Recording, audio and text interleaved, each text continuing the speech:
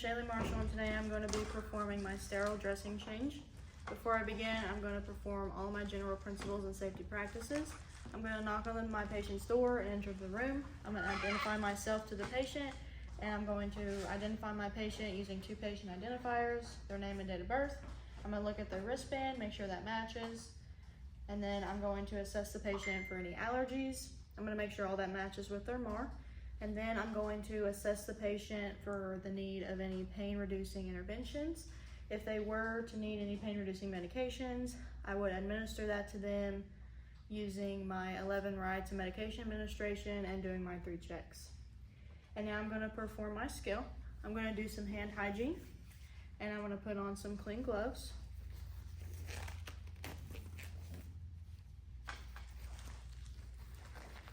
I'm going to expose the patient's wound.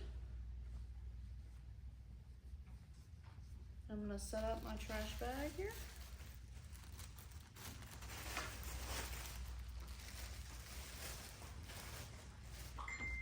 I'm going to take off the old bandage that's on here using the push-pull technique.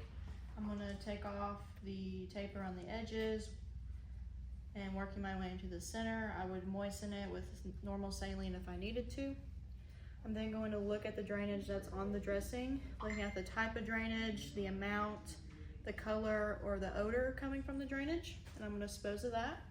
I'm going to take off my gloves, perform my hand hygiene, and now I'm going to inspect the wound. I'm going to look at the size of the wound, the appearance of the wound, if there's any drainage coming from the wound, and if the patient is experiencing any pain. Now I'm going to set up my sterile supplies. I have a clean drape here.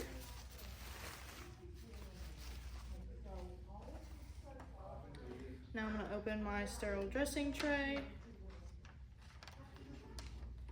I'm going to perform my hand hygiene, and I'm going to put on a pair of sterile gloves. Before I open this package, I'm going to make sure that the package is intact, dry, and that the expiration date is good.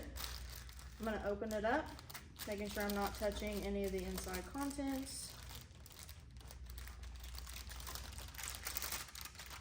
Making sure I'm keeping my hands above my waist at all times. I'm going to grasp the cuff of my non-dominant glove, place that on, and I'm going to cup the other side of the cuff. Use my non-dominant hand, slide my hand in, and I'm going to adjust the cuffs as needed. Okay, now I'm going to start cleaning the wound. I'm going to take my sterile swabs. I'm going to use one swab for each swipe, starting from top to bottom. I'm going to start in the middle.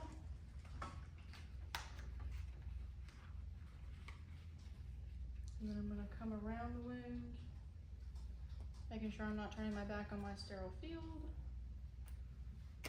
Now I'm going to pat the wound dry with sterile gauze, one for each side.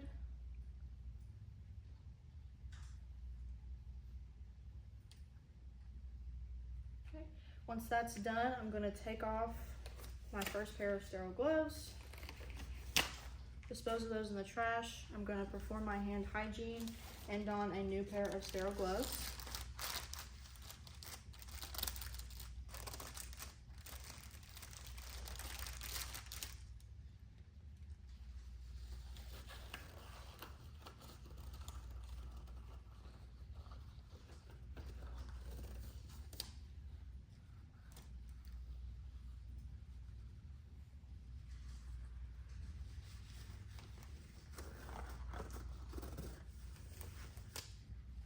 Adjust these.